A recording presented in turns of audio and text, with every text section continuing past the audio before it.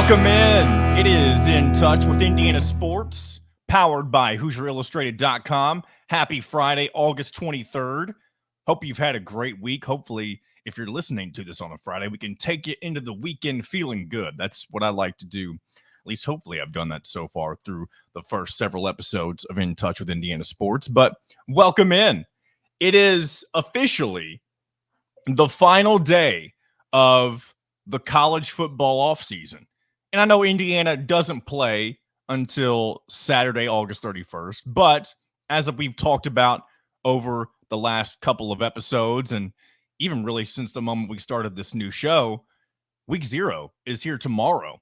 The 4 games to really get the college football season in motion, with Florida State, Georgia Tech kicking things off in Ireland, and then a myriad of games, and then the nightcap, if you will, the midnight, for those who like to burn the midnight oil, with Hawaii and Delaware State, the Sickos Committee game. We got that going on, along with a couple of others. And we're not going to deep dive into those games. If you come to this podcast expecting me to know a lot about Delaware State football, other than the fact that they had some travel issues getting to Hawaii, well, then you're in the wrong place. And if you are searching for information on Delaware State football, man, you have to be a very rare breed, I would think, because Delaware, is small of a state as it is. I mean, I went there on vacation, coastal Delaware, with my wife back in the middle of, or beginning of June. There can't be that many football fans there. And if you are, you either probably played for them, or you probably went to Delaware State, and they're your alma mater. I'd say those are probably the two types of people, I should say, that would care the most about Delaware State football. But I doubt you're listening to this show if you fit into one of those two categories. So welcome in. It's feeling good as usual as the end of the week, really, as I get settled in, trying to get comfortable in the seat. And we got a good show for you today. Great conversation coming up here shortly with Jeffrey the Greek. And for those who are unfamiliar with the wise guy known as Jeffrey the Greek, he is the host of the Eyes on Big podcast. They've been doing it for 6 years now, and he knows all things Big Ten football. I mean, not every last intricate detail about every team, but for somebody to claim that they are a Big Ten guy, I mean, I would say that I'm fairly familiar with most of the Big Ten, but this guy knows. He deep dives into every program and does his very best, and I will say does a really good job at keeping up with each individual Big Ten football program throughout the year and the offseason. And I listened to his Indiana deep dive last night, which you can find on Apple Podcasts if you're interested. And he and I have a lot of similar views on Indiana football, and that's not why I had him on necessarily. I had him on because he's good at being objective, and he doesn't really have a dog in a fight when it comes to Indiana. And I wanted to hear what he thought expectations, or where they should be set at, for the Hoosiers heading into year 1 of the Curt Cignetti era. So we'll play that here in just a moment. Hopefully you enjoy it. I plan on having him on probably 3 or 4 times throughout the season, just to kind of get his thoughts on where things are at with the Hoosiers. And I'm finally excited that we're so close to having things on the field that we can actually react to, instead of theorizing and the what ifs. And the what ifs are fun. All that stuff is fun for a time. But we've been playing the what if game for, I think I might have said this last episode, we've been playing the what if game since December 1st.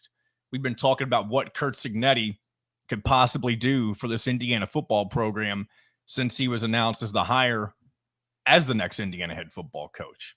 And next week, we'll fully preview the matchup with Florida International as they come to town. And one thing I learned listening to Jeffrey the Greek stuff, I didn't realize, and I would have figured it out next week, I guess, I didn't realize how highly, I don't know if highly touted is the right word, I didn't realize how good Florida International is supposed to be this year. And they're not world beaters. They're not going to be like a group of 5 team making their way for the college football playoff, unless I'm, horribly mistaken. But they're predicted to finish as one of the top 3 or 4 teams in Conference USA. Now, Conference USA, may very well be the worst group of 5 conference, therefore making them the worst conference overall. So maybe that doesn't say much about them. But FIU's had some decent teams in the past, and Indiana's played FIU several times in the non-conference over the last several years. So Indiana, even though they've gone through their fair share of coaching changes, both programs, I should say, they're familiar enough with Florida International, the Panthers. They're familiar enough to kind of know what they're getting themselves into, I should say. And I know Curt Cignetti's, I don't know if he's ever faced Florida International, but he's been down at that level, the Sun Belt. I mean, not quite Conference USA, obviously a little bit better, but still a G5 league. He's been playing teams like that forever. So Cignetti will not overlook Florida International.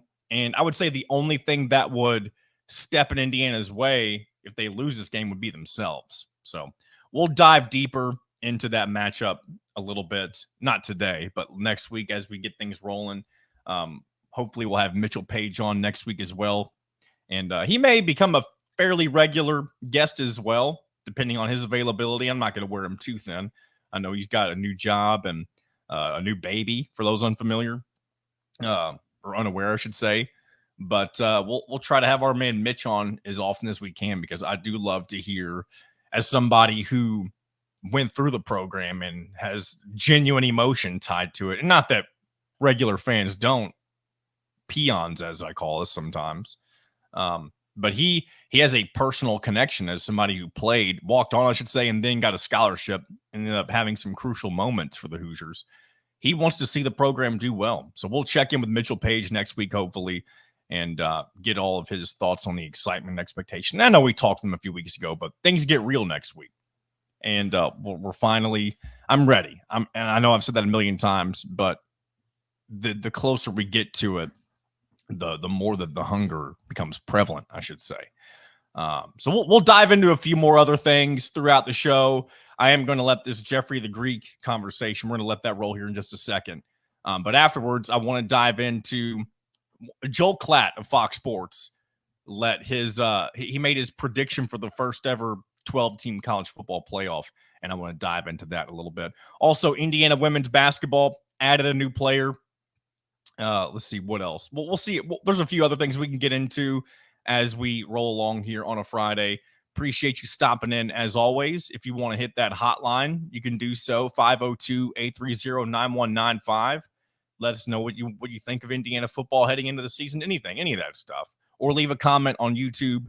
And as always, and I'll remind you again, subscribe to the YouTube channel. That helps us out a ton. Liking the video helps us out a ton. Really, any of the stuff that I mentioned, sharing it, that kind of stuff, that will do nothing but help the show. And in the infancy of In Touch with Indiana Sports, there's obviously a lot of room for growth. And I'm excited about what this could become over the course of the season, and not just football season. I know what most Indiana fans love, and that's Indiana basketball. Even when Indiana football has let them down, as it has done year in and year out, for the most part. I mean, not every year, but it does more. I mean, they're the losingest power program in football, maybe one of the losingest programs of all time. And it's obviously not something you want to be proud of, but my point being, Indiana's always had basketball to fall back on, and that's obviously what Indiana is known for. So this is not a football show. For those who may be curious, like, why do we talk so much football? Well, it's football season. We have talked basketball. We reacted to Battle for Atlanta stuff a couple of days ago, or on last show.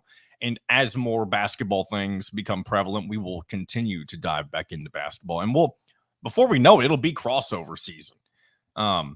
Really, once we get to Hoosier hysteria, which is right smack dab in the middle of college football season, or Indiana football's season, I should say. I mean, that's the beginning. And I know Hoosier hysteria isn't a real game, but it's kind of like Big Ten football media days in the sense that it's the unofficial start. I know you have Big Ten basketball media days if you want to make the direct comparison, but things really get rolling for Indiana basketball in the momentum for the year once we hit Hoosier hysteria, which will be on homecoming weekend for the second year in a row. And for some reason, I keep second guessing myself on this. I've mentioned it a few times. It's the week after the bye week. It's Nebraska, but for some reason I keep thinking that's wrong. If I'm wrong, obviously I'll look it up here in a moment whenever I'm able to transition. But If for some reason I don't, feel free to correct me in the comments, as always, if you feel the need to correct me. So we'll dive into a few more things as the show goes along. But without further ado, I'm going to bring in our man, Jeffrey the Greek from the Eyes on Big podcast. Joining me now, you may know him from the Eyes on Big podcast. He's a Big Ten football guru. He's also a former Iowa football player. He is Jeffrey the Greek. Welcome in. Happy Friday. John, it is awesome to talk to you, my man. Always good to hear them robust pipes of yours on the air. I've worn that as a badge of honor for a few years now, and I will continue to wear that as a badge of honor for as long as the pipes will allow me to. You should do exactly that. Great to be on. I'm excited. It's we're almost to Big Ten football. We're actually almost to college football in general. Week 0 is here tomorrow, yes. But more importantly, Big Ten football returns next week. I had the chance to check out one of your deep dive segments, specifically the Indiana segment recently. And I'm super excited for Indiana football, if you couldn't tell. There's a lot of Indiana fans specifically who there seems to be this energy around the program that hasn't really been there since, I mean, the year after Tom Allen's big season in 2020, there was a lot of good energy there, but that was quickly diminished by what happened in the first few games, really highlighted by what happened whenever they faced Cincinnati, and then everything was just kind of downhill from there. But there's a different attitude with Curt Cignetti, and it could obviously all be thumped pretty quickly. There's a lot of cautious optimism, but I kind of want to start this off by getting your early thoughts on just where maybe this Indiana football program could be heading with this new momentum, if you will, with Curt Cignetti. Yeah, I swear I'm not saying this just because of the audience, but Indiana football fans during 2020 and heading into 21 were some of my most fun fans to interact with. Different expectations, from one season to the next. Indiana football fans, they just loved it. They appreciated every good thing that happened during that time. And I feel it again. So what you're saying with, the energy that you're feeling with Indiana football, I'm feeling the exact same thing. And I love it. Stiggy, right? Smoke them if you got them. It's what we say on the podcast all the time. I have been I mean this in good terms. I've been calling him the smokers, Kalen DeBoer, right? The background of how much success he's had, right? He said, "Look at the resume," which is the awesome quote that has been bounced about a little Google bit. Me, yeah, and Google me, all the good stuff. It's and you can see that good coaching is good coaching at any level. That is typically the case. Now, first year in to a conference, any conference, let alone the Big Ten conference, it's a tall task. But again, I would go back to I have confidence. I'm not a Hoosier fan, but I can feel it as well.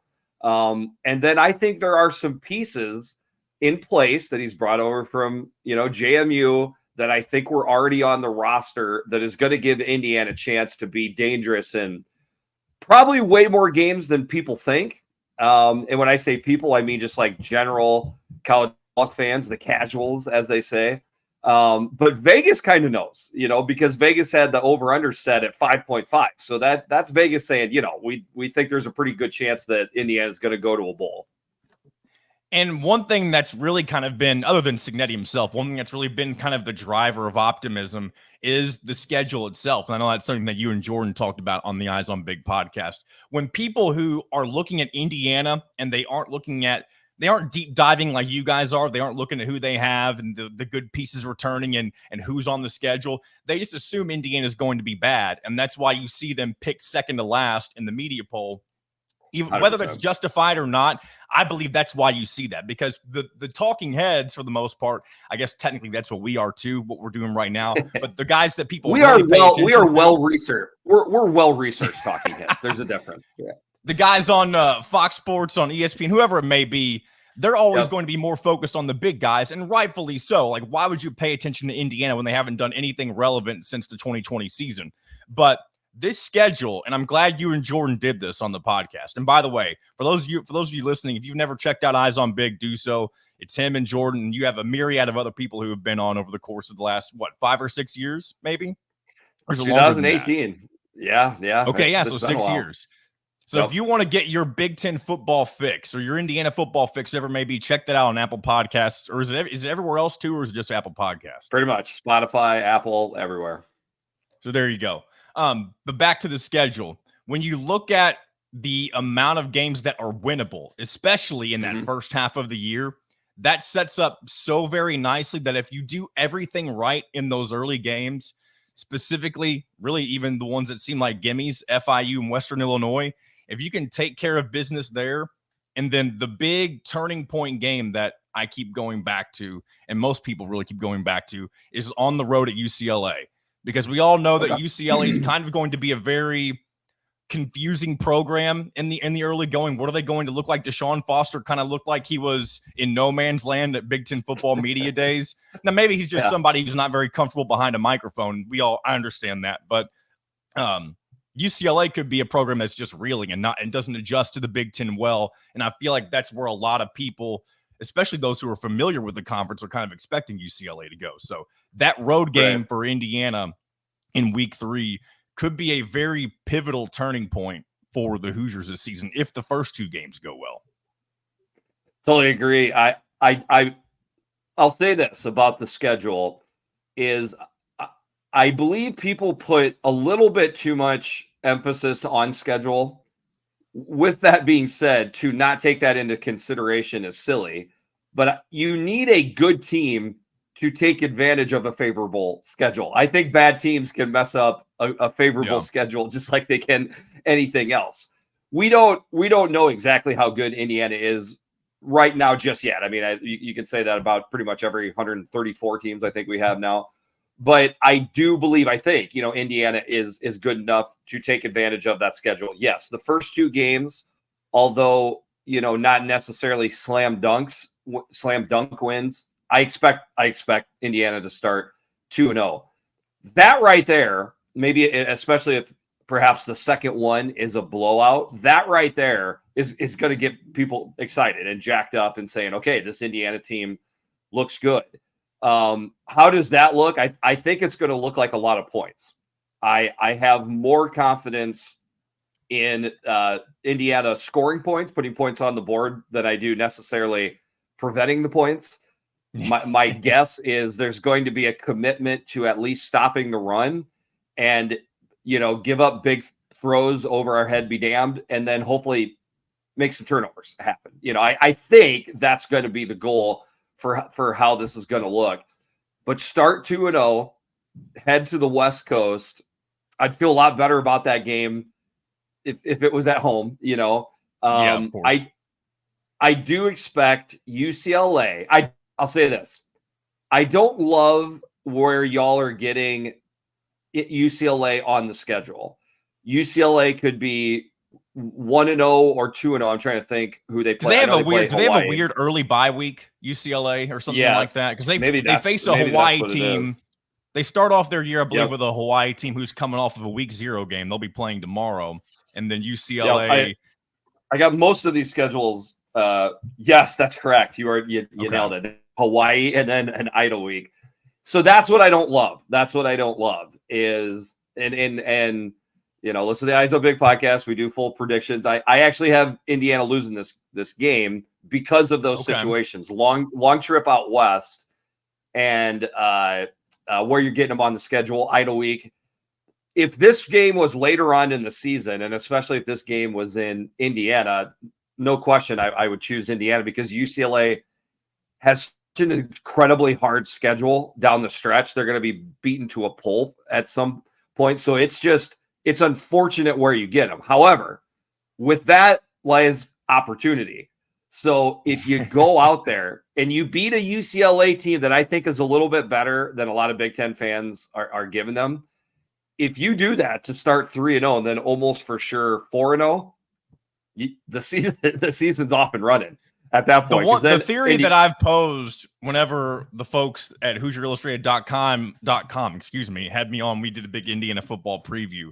The theory I imposed was if you get through the first 6 games somehow unscathed, and I'm not predicting that, by the way. I'm just throwing out what if.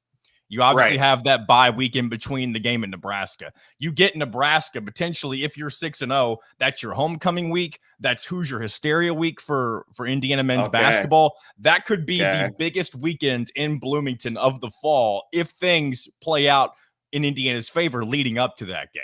So I've got that That's circled as fantastic. something potentially huge matchup. I don't want to say nationally because it's still Indiana, obviously. Right, But if right. you have an undefeated Indiana team at that point, and again, not predicting it, what if? I just think you could be in for a very awesome atmosphere potentially that you've never seen in Bloomington before. And here's the thing: is talking about you're a Hoosier guy. This is a Hoosier podcast, but saying these things out loud are not outlandish to me. I also would find, you know what I mean? Like it is good to know that. It is good to know I'm not just living in my own little fantasy world. It's hard to predict things like 6-0, but I want to be clear. It's perfectly acceptable to predict things like 6-0. I mean, outside of Michigan, I don't know what team in Ohio State. I don't know what team on this schedule isn't winnable for Indiana. It's hard to win 10 games when, let's call them 7 of them are in the jump ball range. Okay. Yeah. But even if you have just a favorable 4-3, in those jump ball games mixed in with, 3 games that you should win, we're looking at possibly 8, maybe 9 wins by the time you get to the bowl game. And it's there, It's crazy. I will say, yeah, it's there. And I'll say this. I bet you Siggy knows it as much as anyone. I bet you every day that dude wakes up, he is thinking to himself, this is a unbelievable opportunity that I have been given with this team, this stage in my career, this schedule. If he can make, something happen, get excitement going, to get a couple more high 3-star, low 4-star guys to look their way and commit.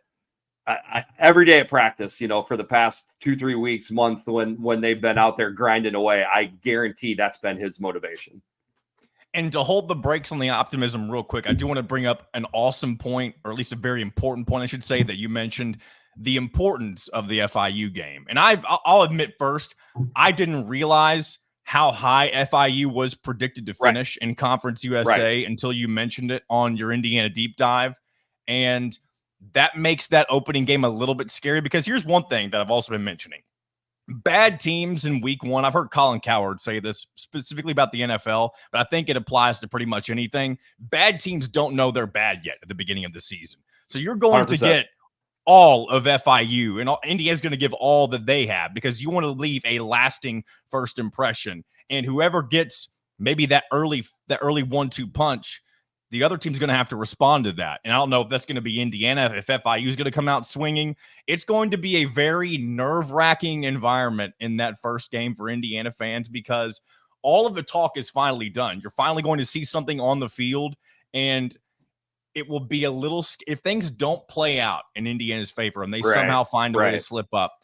I hate to say this, but the fragility of the Indiana fan base for football specifically, if you lose that game in week 1, I don't want to say the season's over, because that's just stupid to say, but all the momentum's lost. It's going to be a very uphill battle for Cignetti to kind of reclaim the fan base after that.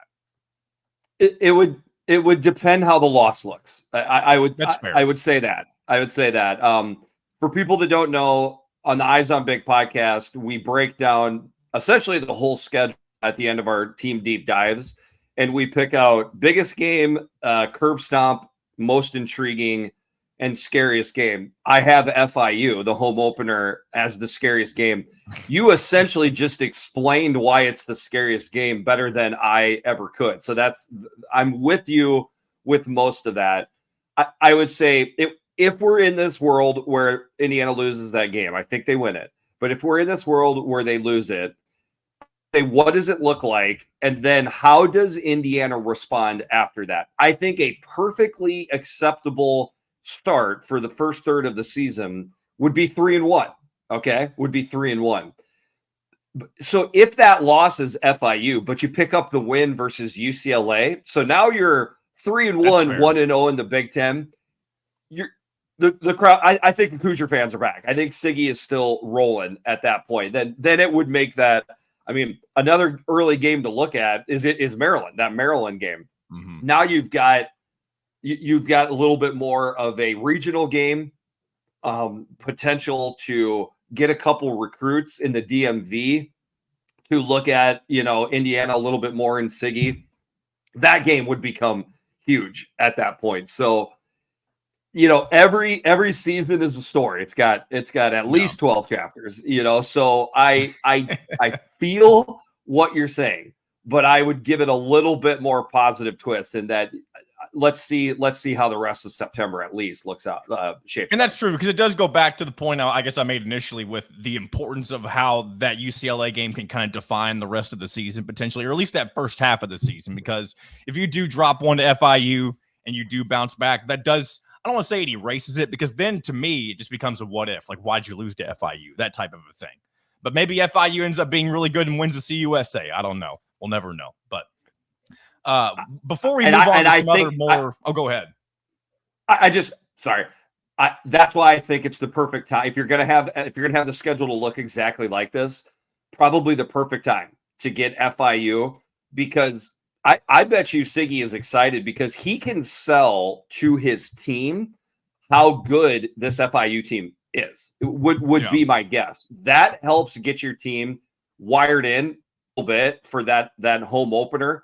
If it was Charlotte, which has just been god awful, if they're the first game, maybe you're for the most part you're gonna roll your hats out there and be fine. And then if you get FIU the third game, after coming back from UCLA or something, fourth game, something like that. So it's if you get the win and you walk out, even if it's we got lucky and won at 28-27 or something like that, nobody's gonna care. You're gonna have a quality win, and then you move on.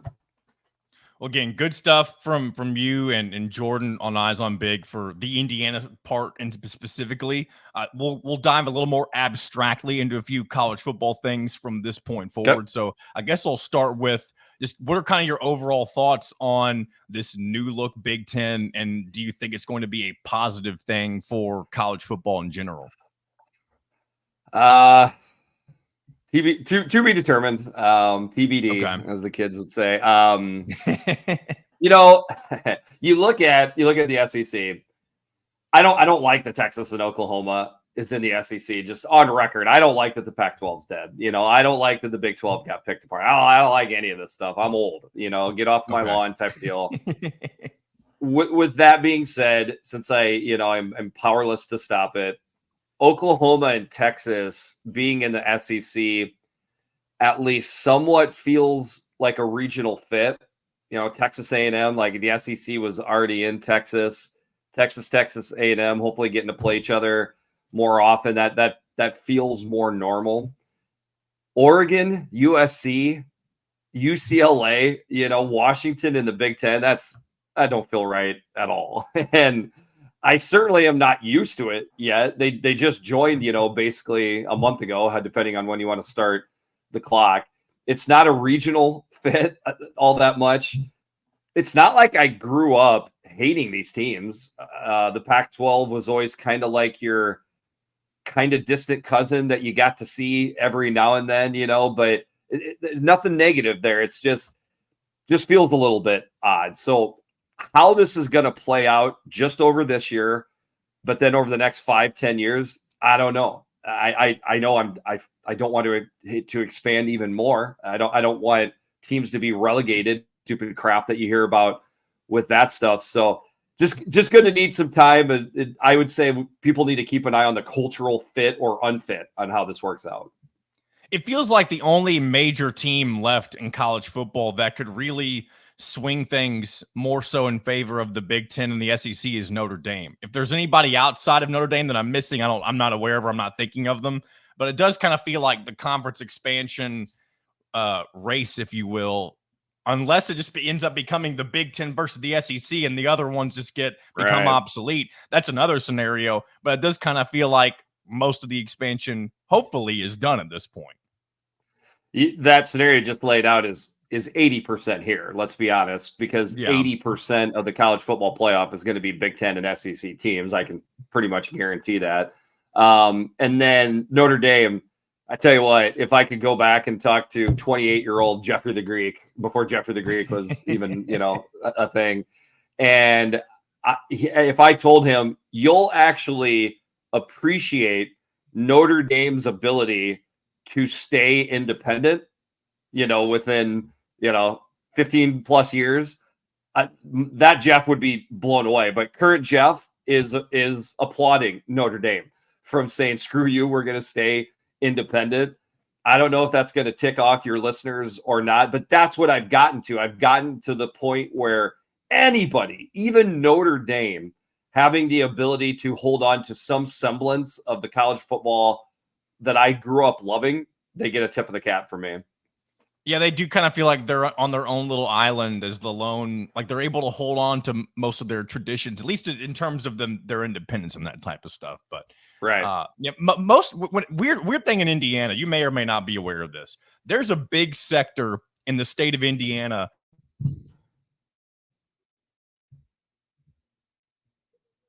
If you're listening, you can feel free to call me out on it. But there is a sector of fans that are Indiana basketball combined with Notre Dame football, and that's just that doesn't do it for me. I can't put up with that.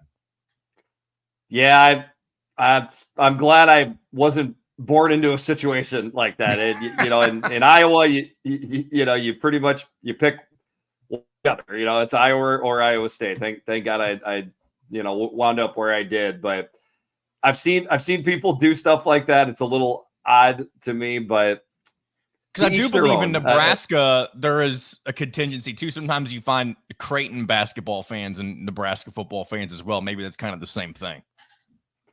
Little bit, not quite the same, but yeah. You know what? Do your own thing, people. I guess, but I'm a more simple man. So just keep me in one spot, and that's all I can be. Since you are an Iowa alum, I might as well go and ask you your thoughts on the Iowa Hawkeyes this year. What do you kind of expect from them? What do you hope to see? Obviously, you hope for them to go 12-0, win the national championship. But right. What do you what would be satisfactory for you as a former player and a fan? 10-2 would be very satisfactory. I mean, I'd be pretty happy with that. If you look at Iowa's schedule, 11 games are either winnable or very favorable for Iowa to win, and then that other one being Ohio State. It's hard for me to predict Iowa going into the horseshoe and getting that win. So essentially, how good can they be in those other 11 games? You would think they would drop one somewhere. You hope it's not a rival. I would hope it was another team that would be less painful. And then as far as, overall, big shocker, the defense and special teams are going to be extremely strong. And then you go to the ugly side of things with the offense. I will say this, the rushing attack will be very good. I'm pretty bullish on Iowa's ability to run the ball. You nod, but Iowa had struggled to even run the ball. When there's no threat to, when there's no threat to throw the ball at all, it's tough to run the ball. So I do think there will be just a little bit more threat to throw. Iowa will run the ball pretty well, but the pass game is going to be a work in progress for quite some time. So a little bit, maybe the game totals will be like, instead of being 33-34, they'll be all the way up to 40, I will say and I'm sure this isn't the first time you've heard this. So forgive me if I'm beating a dead horse, but one of my most consistent betting victories last year was the under for Iowa games, even whenever they were making or even breaking records for the low totals for a game, which is insane, and still hitting the under.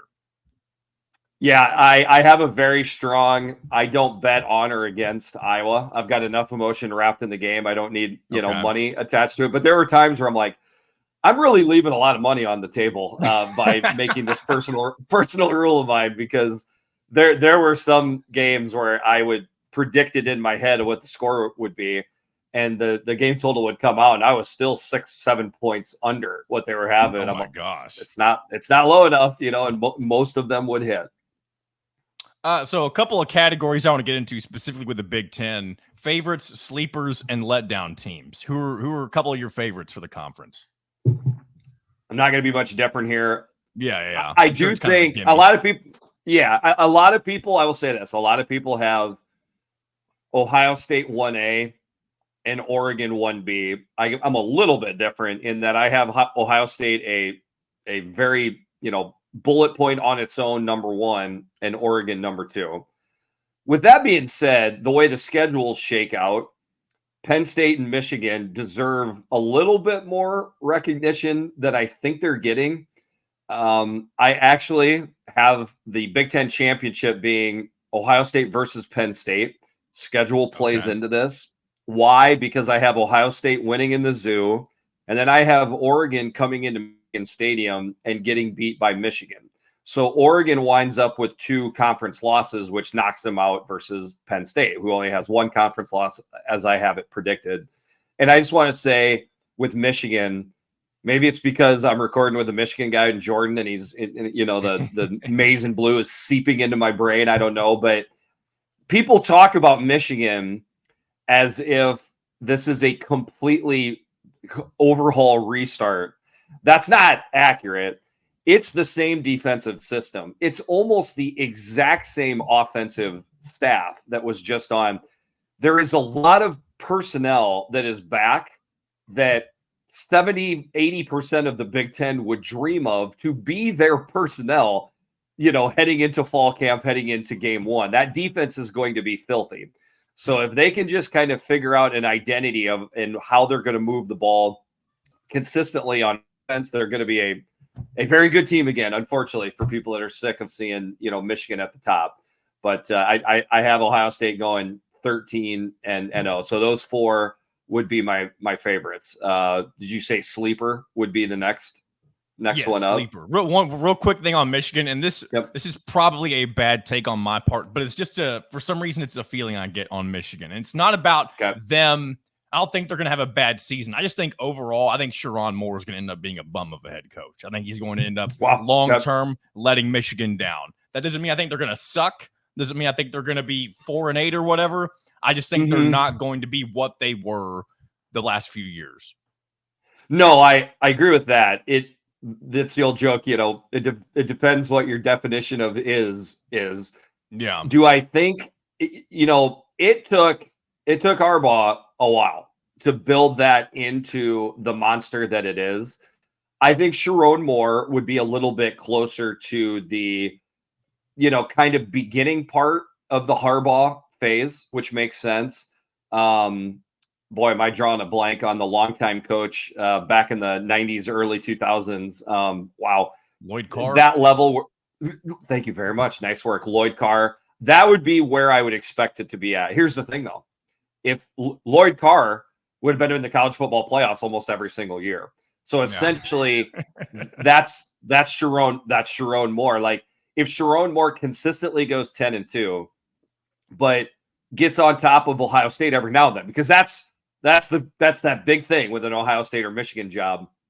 You can have a good overall record, but if you don't have a good overall record, specifically for that last Saturday in November, they'll run you out of town. So if he can kind of be at that 10-win season, but get 1 out of 3 wins versus Ohio State, or half the time they play Ohio State, he'll be fine. Okay. So I'm moving on to sleepers. Give me a couple of your sleepers for the conference this year. Yeah, and it depends on what you mean by sleeper. Yeah, I guess I don't mean sleeper to win the conference, but I guess maybe a team that's, kind of like an Indiana. Like, who could surprise some teams, I guess. I don't mean to steer you in the Hoosier direction, but that's just here's the deal. I was invited on the Cole Kubelik and Greg McElroy show that they do down south, and they asked me the same question, unprompted, but not talking to John. I said Indiana, so I will say Indiana again. I like, if Indiana. I think Indiana at 6-6 is. I think that's not a surprise to me. That's not a sleeper to me. That's more what I expect them to be. But if they got to 7 or 8 regular season wins, that officially means that's a team that people were sleeping on that would get there. So that's out there. I would put Nebraska in there, but I feel like I don't know if people are sleeping on Nebraska. I think people, are pretty much expecting Nebraska to be 8-4. If Nebraska winds up being 9-3, 10-2, that would be then a sleeper team where they were better than what people expected. And then outside of that, if it's somebody that's really deep down towards the bottom, I would maybe say I would like to say UCLA because I do like parts of their roster, but that schedule is relentless. But maybe Minnesota. Minnesota would be Max Brosmer. That's their new quarterback from the FCS All-American. He stays healthy, number one, and is pretty darn good to pair with a defense that I think has potential. That could be a team that rises up and gets to that 7, 8, maybe 9 win range. Okay. And then last letdown teams. Who do you see having a disappointing season compared to expectations? Iowa would be a team that I would put on the list there. The one thing I would say is it's hard for Iowa to get let down too much because of that defense, but essentially if the new offensive scheme doesn't happen, they start losing some of the close games. So they're at least a candidate. Would Oregon be a letdown team if they go 9-3? I would say so. And that's possible, right? It's possible that they lose to Ohio State, Michigan, and at Wisconsin. I don't think all those games are roll your head out type of games. So that's potential. And then another one would probably be Penn State. What if the new coordinators, one of them, which your fan base is very familiar with, Crazy Tommy Allen, as we've called him on the podcast. What happens if it's just off this year? What happens if they start out with a loss to West Virginia week one? That's a huge game. Does it cast a shadow over the season and they still can't beat Ohio State? They drop another one that they're not supposed to, and they wind up 9-3. So all those teams definitely potential.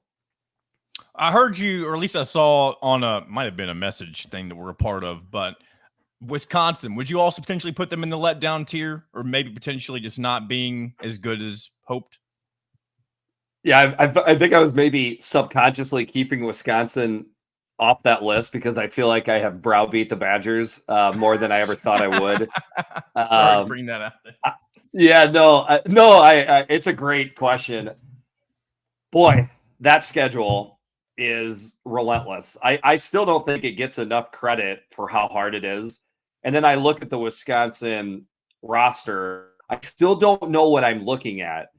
Everybody has this uber faith in their head coach. I like Luke Fickell, but I haven't seen it at this level. And that's a thing. That is a thing of being the head coach at this level. So Tyler Van Dyke is their quarterback. He has not looked good since his freshman year.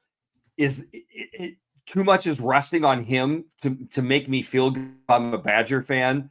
The defense wasn't bad last year, but it's not that Jim Leonard type of defense that you just knew was going to show up every Saturday. Just too many question marks against that schedule. That's mostly my concerns with the Badgers. Good stuff. Jeff, I've got one more, and if you don't have an answer to this, that's totally fine because I didn't let you know I was going to ask this ahead of time. And for those who are listening, not that I just gave him every question. I just kind of sent him a little rundown on some topics we may go over. Right. But give me some picks for week 0, if you have any. Some betting picks.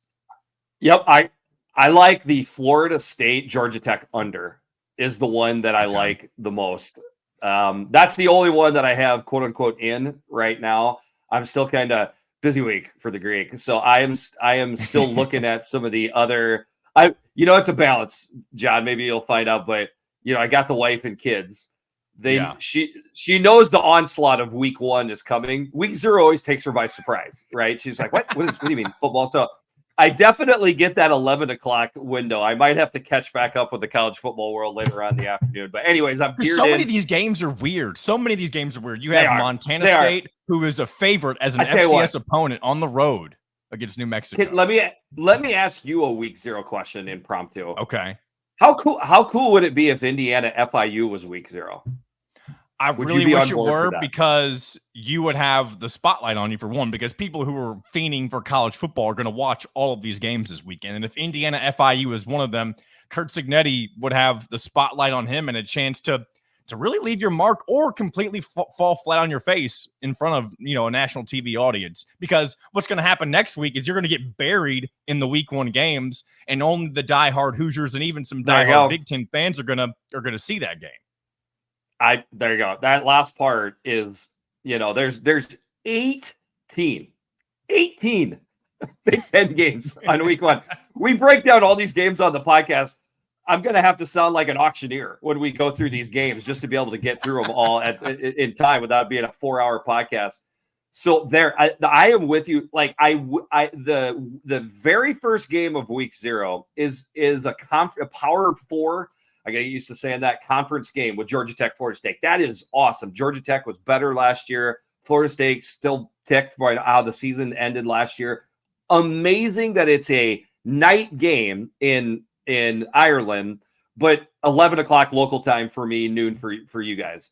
So That is an awesome game. I wish we had one more, juicy steak sometime in the afternoon or evening. And I wish that was a Big Ten game. So if I could pick I don't know if I went and I could pick any week 1 game to be the week 0 game. I'm honestly, I would probably pick Indiana FIU. That would be an excellent matchup. Well, I'm excited. I'm looking forward to it. I'm nervous. I'm sure that once it hits 3:30 on Saturday, August 31st, I'll be chomping at the bit to finally see them play. But I'm also, as anybody would be, nervous for a letdown. But I'm excited, as you are and everybody else, for a brand new college football season. And I appreciate you taking some time to come on In Touch with Indiana Sports with me today, my friend.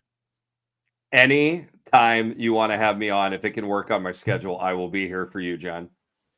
Good stuff from Jeffrey the Greek. Really appreciate him taking the time to come on, and we'll definitely be having him on in the future. Hopefully you guys enjoyed listening to that. If you're unfamiliar with him, get familiar with him, because he is one of the most knowledgeable guys that doesn't work for one of the premier networks like Fox Sports or ESPN when it comes to college football, and I stand by that. And especially with the Big Ten.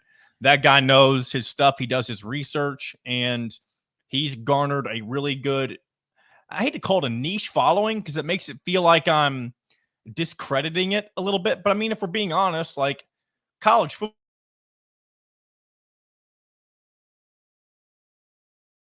focused on one sector of college football, like we're doing with college sports in general here with Indiana.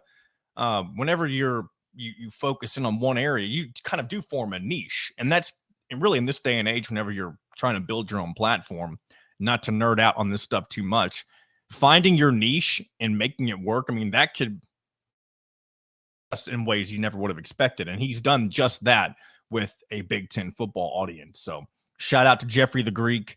And if you do want to check out his Indiana deep dive, that you can find that on the Eyes on Big podcast page on Apple Podcasts. And it may be elsewhere. I know he primarily promotes Apple Podcasts, but I would say there's probably a good chance you can maybe find it on some of the other prevalent podcast sites, maybe Spotify. Either way, good stuff from Jeffrey the Greek, and I look forward to having him on again in the future. One thing I did not get to ask him about, and it's not that I forgot, I didn't want to, I guess, I don't know. Maybe I was just avoiding something that didn't need to be avoided. But Kirk Ferentz, Iowa's head coach, is suspended for a game. And it's because of a recruiting violation, something very minor. And maybe that's why I didn't bring it up. I knew it wasn't that big of a deal. As Kirk Ferentz is just kind of funny, because whenever he, takes on a suspension like this, and again, not that it's a big deal, but him being kind of the old man in college football, literally the oldest college football head coach currently, and the longest tenured head coach in college football as well, at least at the FBS level, him getting a recruiting violation for something like the transfer portal, it just seems very fitting, because as somebody with him being an old head, if you will, there was a meme that was going around yesterday it was a clip from Parks and Recreation, I believe, and it was portraying one of the characters as Kirk Ferentz, and him throwing his computer out, kind of like, oh, the stupid technology I'm never going to use again, referring to him with the transfer portal. So just thought that was a little funny. Hopefully I did a good job explaining that. I get very self-conscious of myself if I feel like I don't do something justice. So forgive me if I am being a little hard on myself when it comes to that type of thing. So, but yeah, Kirk Ferentz suspended for a game against Illinois State. It's probably not going to affect the team very much. That's also probably why I didn't.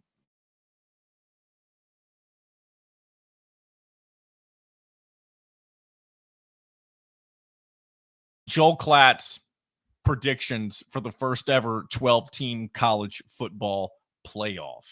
Joel Klatt kind of has become the Fox Sports version of Kirk Herbstreit. I personally think he's better than Kirk Herbstreit. Maybe it's just because he's not become as stale. And nothing against Kirk Herbstreit. He's very, very good at what he does. But I think with anybody, you can get fatigued with any one personality. Some of you may already be sick of listening to me. And that's okay if you are. But Joel Klatt, one of the bright, he's not even a young star. I mean, he's not like he's my age or whatever. But one of the best newer names in the college football world. He's put together his prediction for the first ever college football playoff and who he thinks will be in it. So one thing to keep in mind too, when you're thinking about the college football playoff, remember the top 4 seeds and therefore the teams that will get a bye will automatically go to the Power 4 conference champions. So the Big Ten, the ACC, the SEC, and the Big 12. So we'll start there. Here's who he has winning the respective conference titles to get those top 4 seeds. In the Big Ten, he's got Ohio State over Oregon. Most people, as we mentioned earlier, it seems like Ohio State is 1A and Oregon is 1B. I tend to lean more towards, I think Oregon's really good. And I think Jeff Greek, whatever you want to call him, I think he kind of hit the nail on the head with this. I can see Oregon not necessarily being the second best team in the Big Ten when it's all said and done. They could be 9-3. They could be 10-2 and maybe be third place, whatever it may be. But I can see Oregon, again, being the champion or maybe not even playing in the championship game. But Klatt's got Ohio State over Oregon for that one. Georgia over Texas. Some people might think it's bold to have Texas in the championship game of the SEC. I don't think it's too far-fetched considering they made the college football playoff last year. And it has been a while since Texas has put together a string of consistent good seasons, but maybe that'll be the case. So there you go. Georgia winning the SEC. Utah over Kansas winning the Big 12. The Big 12 is going to be weird this year because you're kind of missing the former powers, obviously Texas being one of those we mentioned earlier, and Oklahoma. And so Utah over Kansas for the Big 12 championship, that just sounds weird to me, man. As I'm sure it sounds weird to you as well. But Utah expected to have a good season. Kansas has had a string of good years for a while now since they've brought in their head coach from Buffalo, his name is escaping me right now. But I do know his previous stop was at Buffalo. And he's got Kansas rolling. And he's got Utah taking the victory over the Jayhawks. And then the ACC, he's got Miami over Florida State. A lot of people are high on Miami. And I don't know if it's just because they always bring in an influx of talent. And so by default, you just assume Miami is going to be good. But when is the last time that Miami has actually lived up to their expectations? They're kind of the new Texas, if you will, whenever it comes to, like, are they going to get back to their former glory? And I know Texas hasn't won a title just yet, but they did at least get back to the college football playoff last season. Will Miami do that this year? Maybe it's their time to shine. I personally think, and this may be a geographical bias just because I'm around it so much, but I think Louisville could potentially win the ACC this year. And Joel Klatt doesn't even think they'll be in the championship game. The ACC as a conference is kind of mid. They're really, them in the Big 12, they're kind of on the same level. The ACC has bigger names now just because they haven't lost their big boys with Florida State and Clemson. But overall, they've just been a disappointing conference as a whole. I mean, Clemson has slowly been slipping. They haven't had any bad years, so to speak, but they haven't been the championship contender that they were under Dabo Swinney back in the heyday years of the college football playoff. In Florida State, they've been decent. Obviously, last year, a lot of people thought that they were snubbed, from the playoff whenever they lost their quarterback. So I guess decent maybe isn't doing them justice. They did have a pretty good year last year, or if it weren't for an injury, they probably would have been, not even probably, they would have been in the college football playoff. So yeah, I don't think I'm giving Florida State enough credit, but I think ACC is kind of a weird conference. I think there's a chance that both Miami and Florida State aren't playing in that championship game. But that's what Joel Klatt's got, and that's what we're kind of analyzing right now. So with that being said, here's who your top 4 teams are according to Klatt. Ohio State, number 1, Georgia, number 2, Utah, number 3, and Miami, number 4. That just looks weird, especially that Utah for whatever reason. But hey, that's the way it goes whenever you have automatic bids going to certain areas. I mean, it'll be, justified. So after that, he's got Notre Dame at number 5, and that would be a big step for Notre Dame with Marcus Freeman. Not that he's been a terrible head coach with them so far, but he hasn't lived up necessarily to the Notre Dame standard, and there are still some doubters out there for the Notre Dame Fighting Irish. And if he's able to break through and make the college football playoff, especially now that it's a lot easier to do, you have a lot more teams, they'll be a great step in the right direction for Marcus Freeman. After that, so you have the first conference loser, Texas, being the number 6 seed. Number 7, you have Oregon. Number 8, you have Penn State. Number 9, you have Ole Miss. Number 10, you have Alabama. And that's intriguing just because that's, there's the head coach now has former Indiana ties. It's Kalen DeBoer. Will he be able to kind of keep the train rolling that Nick Saban has been engineering for, it seems like forever? Created the dynasty that was Alabama Crimson Tide football, really the second dynasty, I guess, if you will, after Bear Bryant. But a lot of people, I guess, are expecting Kalen DeBoer to take a bit of a step back. But I think the expectation for a lot of programs is always going to be, especially now in this era of 12-team playoff, is going to be as long as you get in the playoff consistently and you're every once in a while winning a title. I mean, maybe I'm discrediting the expectations for Alabama, but I definitely think in year 1, getting to the playoff will be good enough. They're eventually going to want to get back to their winning ways where they are in the national championship regularly and winning titles like that. I don't know that anybody will be able to replicate the success that Nick Saban had. He's just one of those GOATs, similar to Mike Krzyzewski at Duke for college basketball, that it's going to be hard to replace. And it kind of sucks for Kalen DeBoer that that's what you're having to live up to. You almost want to be the coach after the coach, if that makes sense. Whereas if Kalen DeBoer fails, the guy after him, the expectations will already be lower for that next guy. So I do believe in Kalen DeBoer, though, at Alabama. I think he will be good. I don't know what his ceiling will be at Alabama. Obviously, he did great at Washington. We saw he can get to the national championship, but this is a whole new conference, a whole new animal, different expectations. The eyes of the college football world are going to be on you every single weekend. And I hope he works out. And it's weird. It's very weird seeing his staff being primarily guys who were formerly at Indiana. Nick Sheridan, the offensive coordinator, Kane Womack, the defensive coordinator. I mean, really, your 3 highest paid head coaches were all at one point on the Indiana staff, a good Indiana staff at that. I'm very interested to see how Nick Sheridan works out as the offensive coordinator. And I don't think he'll take as much responsibility as maybe he did at Indiana, because Kalen DeBoer, I believe, will be calling the plays, even though he's the head coach. Nick Sheridan's, I guess, more of a scheme guy for them. But it'll be interesting to see, because a lot of people hated him at Indiana, at least hated him as an OC. And I wasn't too fond of him myself during his last couple of years. So there you go. Alabama at number 10. Michigan at number 11. I know I said this earlier, and maybe that doesn't mean that Michigan will miss the playoff, but I expect Michigan to take a bit of a step back this year. But what would the expectation, or what would you call it, other than a step back if you're not winning a national championship? Because that's exactly what they did last year. If you're not winning a national title, you're taking a step back, even if it is just a baby step back. So I'm sure Michigan fans and coaches and whatever are expecting to compete for a title, and maybe they will.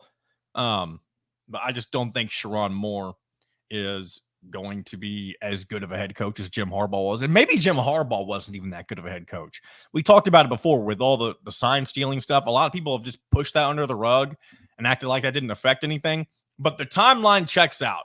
From the moment that started happening, Michigan got good. And whether or not that has anything to do with results or how much of it has to do with results, I don't think you can ignore the timeline of when the sign stealing stuff began for Michigan and how it lines up with their increase in success under Jim Harbaugh and beating Ohio State, getting to the playoff, all that type of stuff.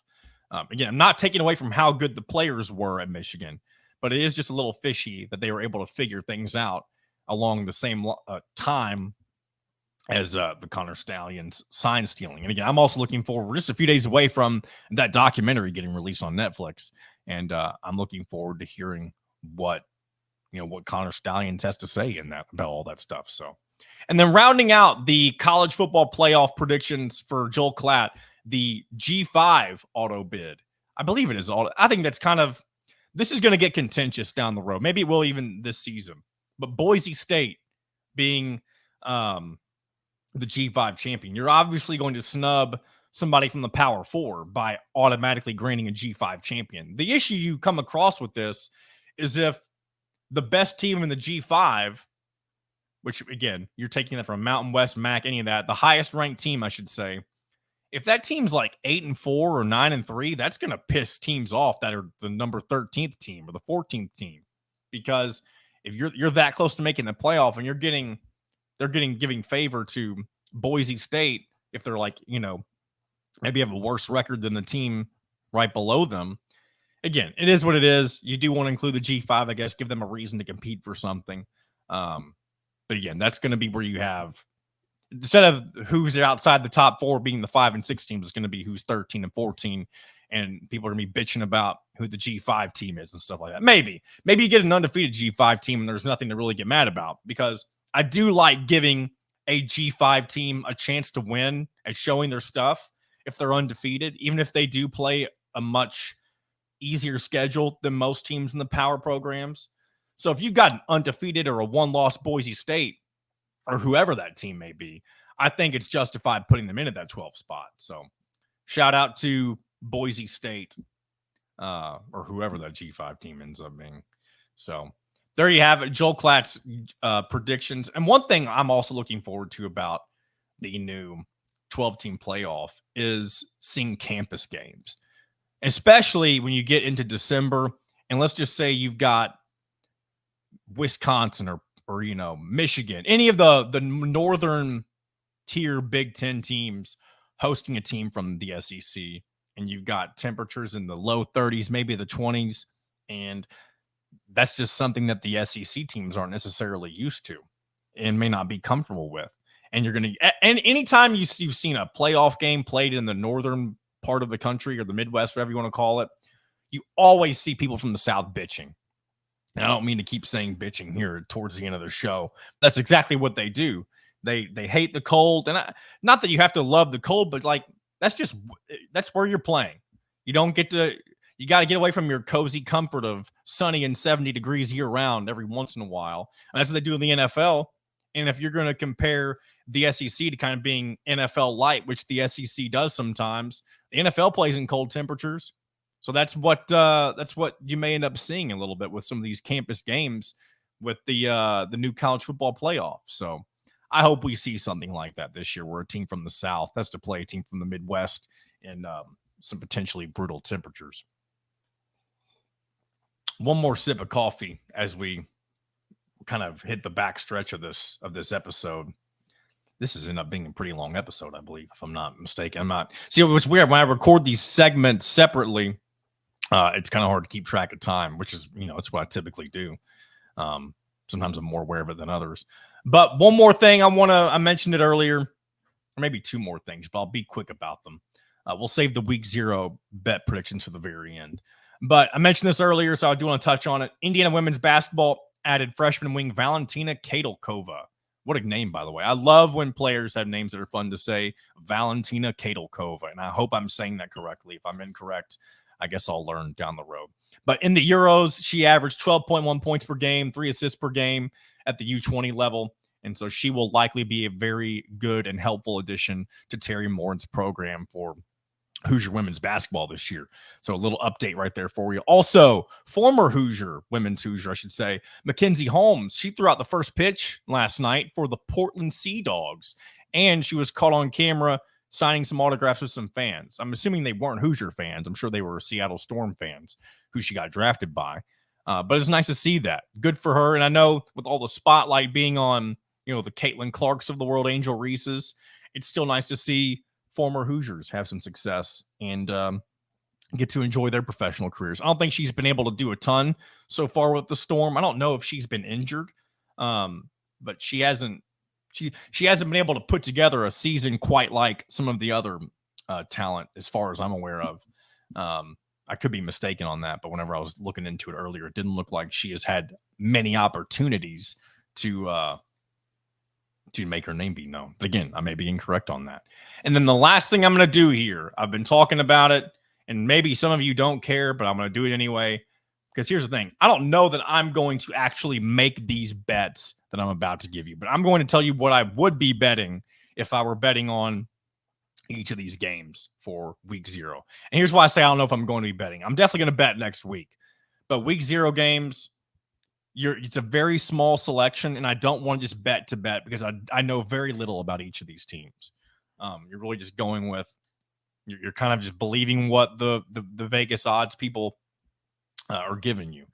But I'm going to tell you what I would take in each game, and then we'll wrap it up. You heard Greek tell you earlier he would take the under in Florida State, Georgia Tech. It's not, the total's 55.5.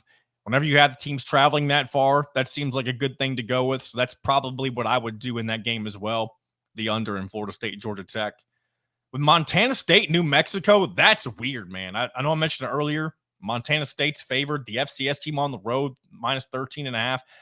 I'm not actually betting on this. So maybe what I would actually do would change. But if I were betting and I had to make a decision, I'd take New Mexico to cover.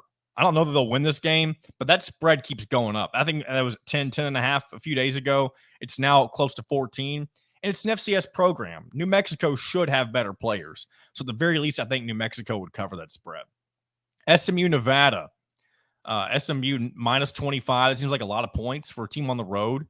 I'd probably take Nevada to cover that spread. And then finally, Delaware State at Hawaii. Hawaii is minus 40.5. Again, that seems like a lot of points too. So I'd probably take Delaware State to cover that as well, because even though Delaware State, not a good football program, Hawaii isn't like Alabama, and Alabama may beat this team by 100. We'll never know. But 40 points is a lot for any team. So I'd take Delaware State to cover plus 40.5 in that game. So that's going to wrap it up here on a Friday with In Touch, on In Touch, I should say, with Indiana Sports, powered by HoosierIllustrated.com. Appreciate you sticking around. Sorry if this was a bit of a long episode. Maybe some of you like longer episodes. But we will be back on Monday to do this for a game week of Indiana football for the first time ever. So looking forward to that. Subscribe on YouTube. Leave a comment. Share the show. Like the show, whatever it may be. Follow us on our socials at Alden on the Air. If you want to. You don't have to. It's a little secret. You don't have to follow me, right? Follow at Kyler Staley, at Al Lasley. Check out everything they're doing on HoosierIllustrated.com. And we will be back again on Monday, like I said earlier, to do this once again for a game week edition. Indiana football versus the Florida International, getting Curt Cignetti era started. We'll be back to talk about all of that next week. And I'm looking forward to doing just that. So until then, this has been In Touch with Indiana Sports, powered by HoosierIllustrated.com. We'll talk to you on Monday.